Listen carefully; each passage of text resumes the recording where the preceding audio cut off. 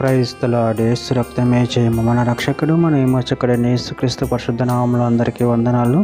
చిన్న ప్రార్థన ద్వారా ఈ రాత్రికాల వాక్య ధ్యానం చేసుకుందాము. పరిశుద్ధుడ మహాగణుడైన దేవ యేసయ్య సర్వాధికారి నాయన మీకే వేలాది వందనములు కృతజ్ఞత స్తుతి స్తోత్రం చెల్లించుకుంటున్నాను. దేవ రాత్రికాల సమయంలో ప్రభు వాక్య భాగం ధ్యానిస్తుండగా వాక్య భాగం మాకు అర్థమవునట్టు సహాయం చేసి మీ కృపలో బలపరిచి మీకు మాదిరిగా మమ్మల్ని నడిపించమని ఈ చిన్న ప్రార్థన ప్రభు యేసుక్రీస్తు అతి పరిశుద్ధ నామములో అడిగి వేడుకుంటున్నాను తండ్రి. Amen amen. యాకోబు రాసిన పత్రిక 4వ అధ్యాయం 1వ వచనము.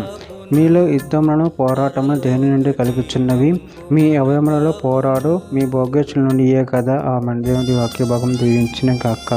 ప్రభునందు ప్రియులారా, ఇక్కడ మనము వాక్య భాగంలో గమనించినట్లయితే మీలో యుద్ధములను పోరాటములను దేని నుండి కలుగుచున్నవి?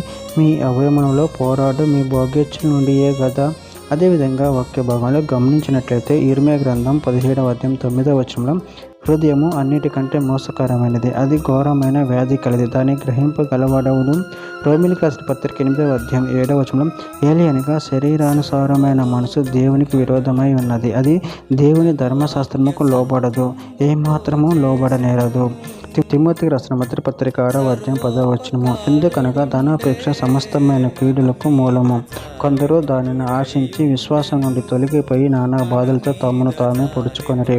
పేతురు రాసిన 2వ పత్రిక 2వ అధ్యాయం 18వ వచనంలో మీరు వ్యర్థమైన డంబపు మాటలు పలుకొచ్చు, తామే శరీర సంబంధమైన దురాశలు గలవారి తప్పు మార్గం మందు నడుచు వారిలో నుండి అప్పుడే తప్పించుకొనిన వారిని పోకిరి చేష్ట చేత మరలు కొలుపుచున్నారు.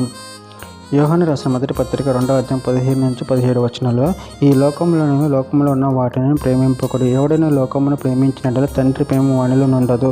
లోకంలో ఉన్నదంతూ అనగా శరీరాశు నేత్రాశు జీవపుడంబమును తండ్రి వలన పుట్టినవి కావు, అవి లోకం సంబంధమైనవే. లోకమును దాని ఆశ గతించిపోవచ్చున్నవి, కానీ దేవుని చిత్తమును జరిగించేవాడు నిరంతరము నిలుచును. ఎఫెసీయులకు రాసిన పత్రిక 4వ అధ్యాయం 31 వచనం సమస్తమైన ద్వేషము కోపము క్రోధము అల్లరి దూషణ సకలమైన దుష్టత్వమును మీరు విసర్జించుడి.